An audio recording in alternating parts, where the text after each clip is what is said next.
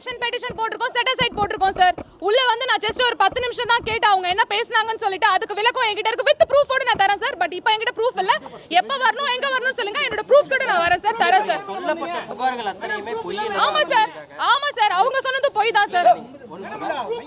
நீங்க வச்சிருக்க குற்றச்சாட்டுகள், நீங்க சொல்லக்கூடிய அனைத்து விஷயங்களும் ப்ரூஃப் இல்லாம பேசுறாங்க, பொய் குற்றச்சாட்டு என்கிட்ட இருக்கு சார். நான் கொடுக்குறேன், எப்ப வரணும்னு சொல்லுங்க, பிரஸ் மீட் எப்ப வரணும்னு சொல்லுங்க, நான் வந்து எல்லா ப்ரூஃபும் சப்மிட் பண்றேன் சார். மட்டும் சொல்லுங்க, எந்த மாதிரி ஒரு குற்றச்சாட்டுன்னு.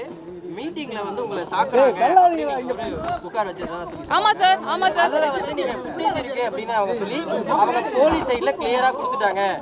அவங்க உங்களை தாக்கல, எந்தவித துன்புறுத்தலும் செய்யல அப்படின்னு கிளியரா சொல்லிட்டாங்க. கிளியரா நாங்க ஃபுட்டேஜ் கொடுத்துட்டோம்னு சொல்லிட்டாங்க. சோ அதுக்கு என்ன சொல்றீங்க சார்? கோர்ட் ஆர்டர் கொடுத்திருக்காங்க சார், ரீஓபன் பண்ணிட்டாங்க சார். ப்ரொடெஸ்ட் பெட்டிஷன் நான் போட்டு R5 விருகம்பாக்கம் போலீஸ் ஸ்டேஷனுக்கு ஃபர்தர் இன்வெஸ்டிகேஷன் ஆர்டர் போட்டுருக்காங்க. போலீஸ் மிஸ்டேக் ஆஃப் ஃபேக்ட்னு க்ளோஸ் பண்ணிட்டாங்க. உண்மைதான், இல்லன்னு சொல்லல. போலீஸ் சொல்றத கோர்ட் கேட்கணுமா, கோர்ட் சொல்றத போலீஸ் கேட்கணுமா? அப்படி கோர்ட் சொல்றத போலீஸ் கேட்கலனா யூனிஃபார்ம் கண்டறாது, கண்ட்ரோல்ல ஆர்டர் மதிக்காம எடுக்க சொல்லுங்க, நான் கண்டெம்ட் ஆஃப் கோர்ட் போட்டுருவேன்.